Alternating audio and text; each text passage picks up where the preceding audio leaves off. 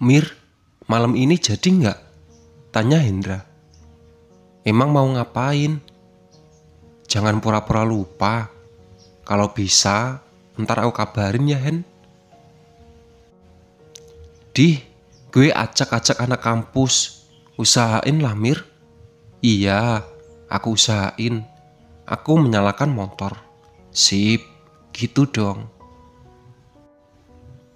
"Aku balik kosan dulu, Hen." "Oke, Mir, istirahat dulu.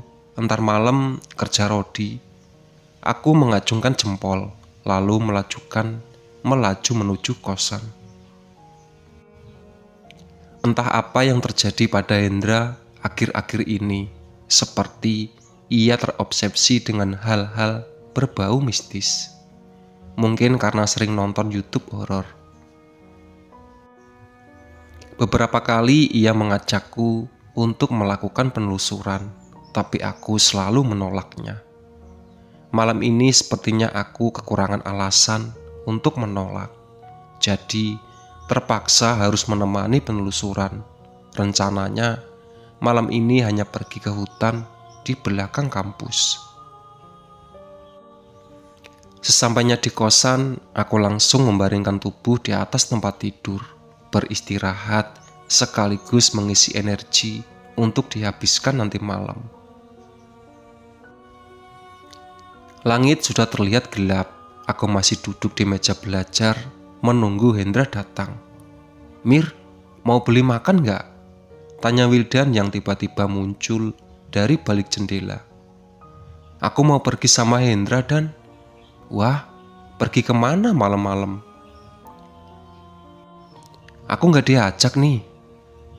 "Kamu tanya aja ntar ke orangnya kalau datang.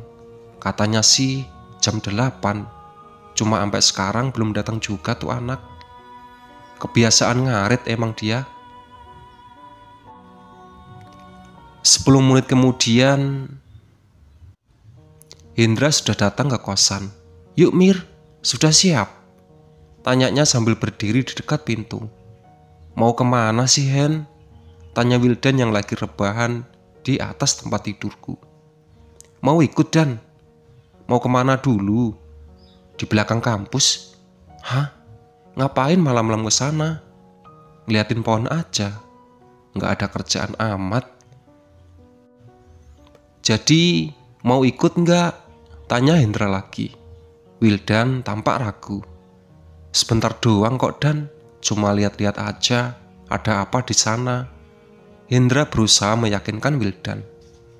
"Emang apa yang bisa dilihat malam-malam di tengah hutan? Apalagi kalau bukan setan. Nah kan, aku udah curiga dari awal." Wildan melirik ke arahku. "Aman gak Mir?" tanyanya. "Lah, mana aku tahu. Udah, ikut aja Dan. Seru-seruan," ajak Hendra. "Boleh deh, bentar ya." Wildan bangkit lalu berlari ke kamarnya. "Jangan lama-lama, anak-anak udah pada nungguin," ujar Hendra. "Iya," saut Wildan sambil berlari. "Yuk Mir." "Mau kemana Mir?" tanya si Kingkong yang sedang duduk di atas pohon dekat parkiran. "Nggak usah pura-pura nggak tahu," balasku melalui batin. "Saya boleh ikut?" "Pergi duluan aja." Si Kingkong menghilang dari pandangan. "Udah siap? Nggak ada yang ketinggalan kan?" tanya Hendra yang duduk di kursi depan, sementara aku dan Wildan duduk di kursi belakang. Hendra mengajak 3 orang temannya, Wilson yang duduk di kursi pengemudi, Andi dan Tama yang duduk di kursi tengah. Sebenarnya jarak dari kosanku ke hutan belakang kampus tidak terlalu jauh kalau naik motor melalui jalan kampus. Namun kalau sudah malam begini, biasanya gerbang belakang ditutup. Jadi kami terpaksa mengambil jalan memutar. "Mir?" Kepala si Kingkong tiba-tiba muncul dari atap mobil tepat di hadapanku. "Datangnya biasa aja, nggak Kong Huan?" ucapku melalui batin, kesal bercampur kaget. Untung tidak teriak, nanti bisa malu. Saya sudah ke sana. Ada apa aja di sana? Nanti kamu lihat sendiri. Jadi untuk apa kamu ke sana duluan kalau ujung-ujungnya nggak mau ngasih tahu? Saya cuma penasaran saja, balasnya tanpa rasa bersalah. Apa kamu udah minta izin sama penjaga di sana? Si King Kong menggelengkan kepala. Emang nggak bisa diandelin? Dah sana pergi. Si King Kong pun menghilang. Kenapa Mir? Dari tadi diam aja, cemberut pula, tanya Wildan. Enggak. Balasku singkat, masih kesal dengan kelakuan si King Kong. Ye, ditanya malah nyolot. Paling lagi ngobrol sama maksud astral, saut Indra. Iya tuh, di belakang Wildan lagi nemplok di kaca. Yang bener Mir. Wildan menggeser duduknya agak ke depan, menjauh dari jendela. Udah gak ada juga sih Dan. Ngapain takut? Oh alah, bilang dari tadi. Mobil mulai memasuki area hutan di belakang kampus, didominasi pohon jati yang menjulang tinggi. Bukan hantu yang membuat area ini menakutkan, melainkan sangat kurangnya pencahayaan sehingga rawan sekali terjadi pembegalan. Mobil terus melaju sampai bagian tengah, kemudian di parkiran tepat di pinggir jalan. Yuk, ucap Hendra sambil keluar dari mobil. Yuk Dan, ngapain bengong? Aku menepuk paha Wildan. Sepertinya dia ragu untuk keluar. Entah apa yang dipikirkan, mungkin takut. Gelap gini Mir, ucap Wildan saat turun dari mobil. Namanya juga hutan Dan, kalau mau terang ya di penelusuran di mall. Itu nongkrong namanya, bukan penelusuran. Nah itu pintar. Dari dulu kami berkumpul sebentar, merencanakan area mana yang akan ditelusuri. Kita jalan sampai ke sungai aja, terus balik lagi, cetus Tama. Nggak kejauhan. Mobil ini parkir di tengah pinggir jalan raya. Bahaya kalau lama-lama, balas Wilson. Kalau mau ke sungai, mending mobilnya diparkir di dalam hutan aja, daripada antar balik tiba-tiba hilang tuh mobil, ucap Indra. Ya udah, aku pindahin dulu. Wilson masuk ke dalam mobil, lalu memindahkannya. Gimana Mir? Tanya Wildan. Gimana apanya? Balasku. Area sini aman. Biasa aja sih, gak ada yang aneh-aneh. Sip, yuk berangkat. Kami mulai jalan masuk ke dalam hutan. Semakin dalam, rasanya dada ini semakin sesak. Soalnya banyak makhluk halus yang semakin mendekat. Dan jangan jauh-jauh, ucapku. Kagak Mir, kamu gak lihat. Dari tadi aku ngintipin kamu. Yang mana? Aku lihat kan? Mata aku di depan. Jangan ke sana Mir. Si King Kong tiba-tiba muncul. Kenapa? Balasku melalui batin. Di sana rame. Takutnya salah satu kalian yang salah ucap. Nanti mereka bisa marah. Di dekat sungai. Iya, jangan terlalu dekat dengan pohon besar di sana. Si King Kong kembali menghilang. Seperti itulah tingkahnya, ngomong sedikit lalu menghilang. Jarang sekali mau menjelaskan panjang lebar. Dasar. Teman-teman, nanti kalau udah sampai sungai, jangan ada yang ngomong sompral ya, pesanku. Kenapa Mir? Tanya Wildan. Nah, yang suka sompral langsung bales, timpal Indra. Gue kan? Nanya Hen. Pokoknya jangan aja, takutnya ada yang marah, balasku. Oke siap. Setelah berjalan kurang lebih 10 menit, kami tiba di pinggir sungai. Aliran sungainya terlihat tenang, banyak sosok wanita berkebaya dan kuntilanak yang sedang mandi di sana. Jujur, itu sangat menggangguku. Di sini ada apa aja Mir? Tanya Hendra. Tuh di sungai, banyak yang lagi mandi, balasku. Wih, beneran? Emang setan mandi juga? Tanya Wildan. Ya mandi juga Dan, emangnya kamu? Saut Hendra. Ah kamu Hen, kan aku nanya ke Amir, bukan ke kamu. Iya, mereka mandi buat bersihin badan juga. Ya walaupun kadang gak ngaruh juga sih, badannya tetap bau, jelasku. Wah, si Amir sompral, ucap Wildan. Dia walaupun sompral tetap gak ngaruh Dan, ucap Hendra.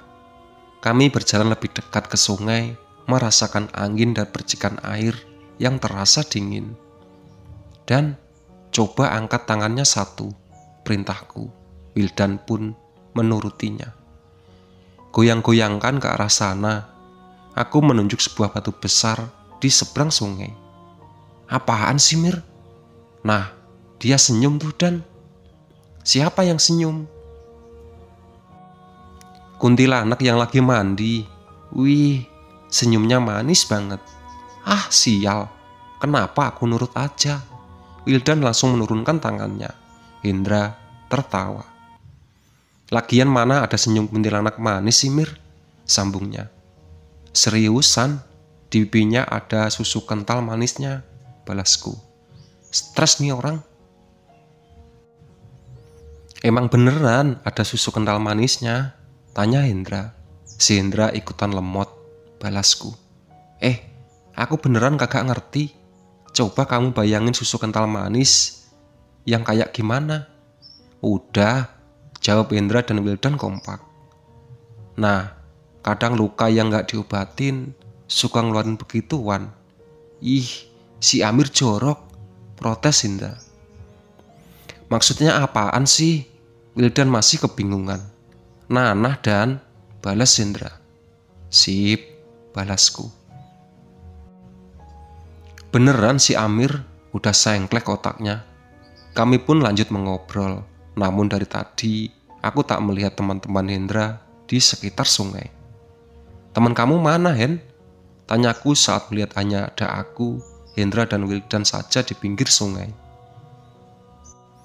Tuh, Hendra menyorotkan lampu ke arah 3 temannya. Mereka sedang duduk di bawah sebuah pohon. Apakah itu pohon besar yang di Singkong maksud? Mending suruh pindah Hen, jangan di sana. Kenapa emangnya?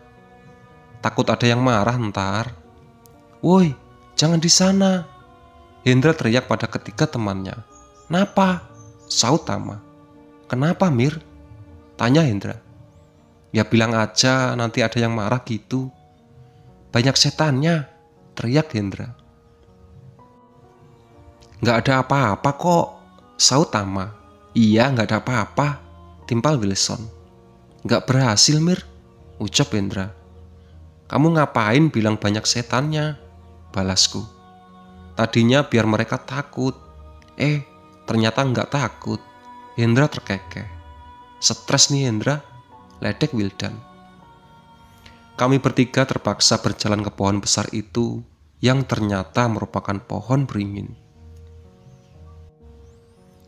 Ada satu sosok besar yang menjaga pohon itu. Bentuknya seperti genderuwo, tapi ukurannya cukup besar. Bulunya pun berwarna merah. Dari tadi ia menatap salah satu dari kami, Andi. Kamu bisa melihat saya? Tanya sosok itu sambil menatapku dengan mata yang merah. Iya, balasku. Apa mereka teman-temanmu? Iya. Suruh mereka pergi dari sini. Apa mereka membuat masalah?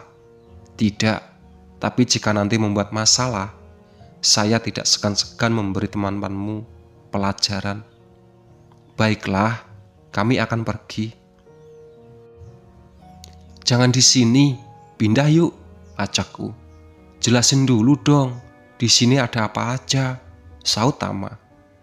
Ada banyak pokoknya. Kulihat genderuwo merah itu mulai tidak nyaman. Ia terus mendenggus di dekat Andi. Leher aku kayak panas gitu, ucap Andi. Makanya pergi dari sini sebelum ada yang marah, ucapku sambil menatap si genderuwo merah.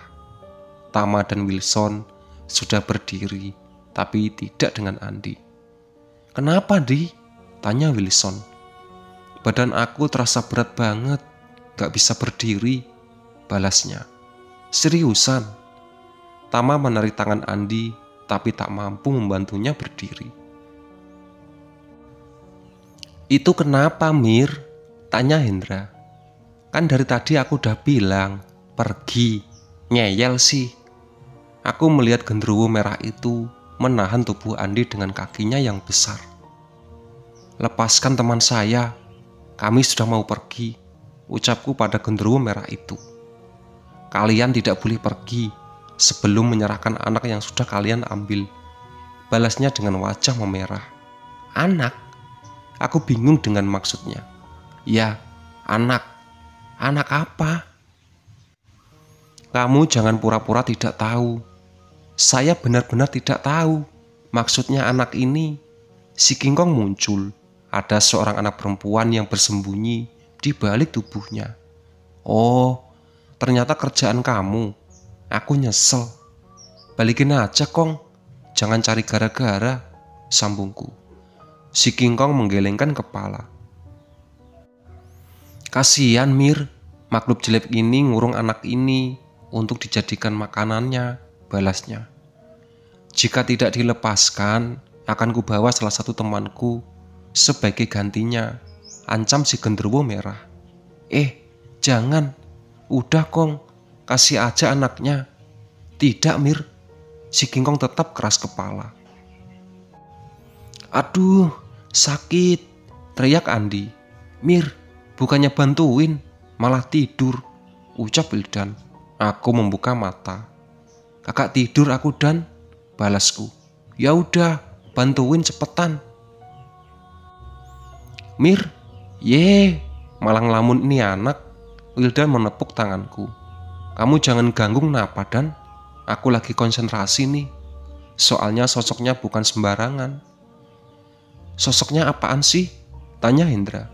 "Genderuwo merah, penjaga pohon ini. Asli kuat banget dia." "Dada aku sesek, Mir," teriak Andi. Kulihat genderuwo merah itu mulai memeluk tubuh Andi dengan sangat kencang. Kini aku benar-benar dilema. Di satu sisi, Andi harus segera kubantu sebelum si genderuwo merah itu bertindak lebih jauh. Namun di sisi lain, sangat sulit membujuk si King Kong untuk melepaskan anak itu. Itulah sahabat cerita dari Cerita Amir. Ditunggu part selanjutnya.